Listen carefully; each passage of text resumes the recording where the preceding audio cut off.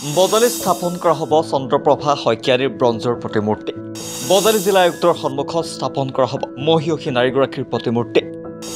চন্দ্ৰপ্ৰভা শইকীয়ানীৰ জন্মস্থানত উপস্থিত হৈ মন্ত্ৰী ৰঞ্জিত দাসৰ ঘোষণা।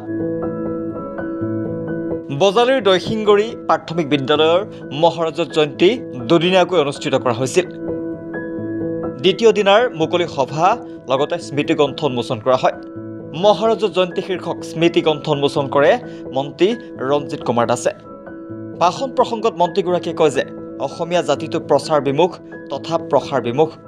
আমি নিজৰ মানুহৰ কথা কৈ নিজৰ সন্তানৰ কথা কৈ গৌৰৱ নকৰোঁ।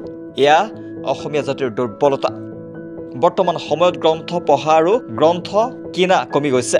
লোককথা, লোকসংগীত, লোক পৰম্পৰাবোৰো হেৰাই যোৱাৰ উপক্ৰম হৈছে। এইবোৰক আমি ধৰি ৰাখিবৰ সময় হৈছে। ইয়াৰ লগতে চন্দ্ৰপ্ৰভা শইকীয়ানীৰ গাঁৱত উপস্থিত হৈ মন্ত্ৰী ৰঞ্জিত কুমাৰ দাসে কয় যে বজালী জিলা আয়ুক্তৰ কাৰ্যালয়ৰ সন্মুখত ব্ৰঞ্জৰ মূৰ্তি স্থাপন কৰা হ'ব মহিয়সী নাৰীগৰাকীৰ। ইতিমধ্যে এই সন্দৰ্ভত এখন কমিটি গঠন কৰা হৈছে।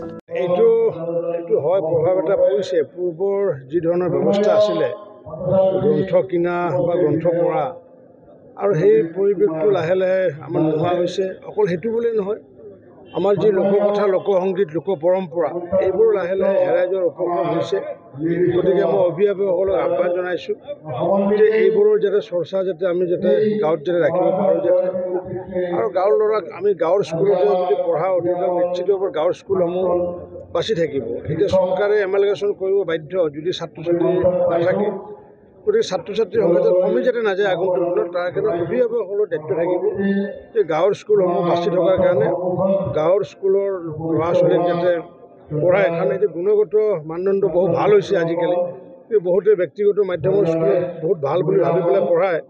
তাৰে পৰিৱৰ্তে যাতে নিজৰ নিজৰ স্কুলত পঢ়ায়, মই সেইটো আহ্বান জনাইছোঁ।